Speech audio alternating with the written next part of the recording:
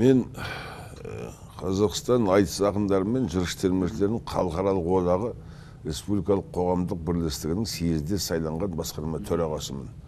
Әр кәсіптің өзінің бір ұйымы болады ғой. Біздің айтыс ақындарының да осындай кәсіби ұйымы бар. Осы ұйым одақ республика көлемінде өтетін үлкен кішілі айтыстарға басшылық жасап, реттеп, оның тақырыбына дейін анықтап, қай айтысқа кім қатысатынын да шегелеп отыруға тиісті. Жер-жерде өздерінің жұмысын жүргізе алмай отырған мәдениет басқармасының басшылары, тіл басқармасының басшылары аяқ астынан ойға түсіп кетеді, біз айтыс жасаймыз деп шыға келеді. Солар сол айтысқа қатысатын ақынның аты жөнін де білмейді, басқасы түгіл. Оның кеше не айтқан, алдыңғы күні не айтқан, енді бүгін не айтуға қабілеті бар екенін де ескерілмейтін адамдар қалай айтыс жасайды? Содан бір айтыстың құны кетіп қалады, мәні кетіп қалады, мағынасы кетіп қалады. Мен соны айтып отырмын. Ал енді айтыс ақындарының одағы ол сөзге тиым салу үшін емес, ақындар тәрбиелеу үшін құрылған ұйым.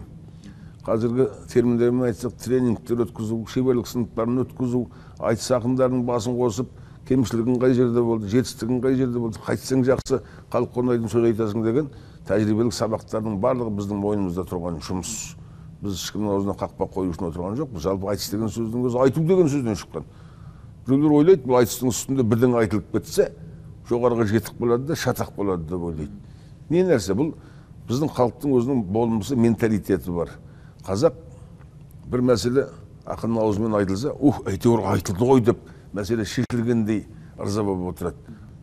Енді сол айтыстың үстінде ақын болғаннан кейін ол концерт емес қой, дайындаған сөзін айтады. Бір сөз әрі кетіп қалады, бір сөз бері кетіп қалады, бір сөз біреудің шамына тиіп кетеді. Соған бола шамданудың қажеті бар ма деп мен кеше комиссияда айттым.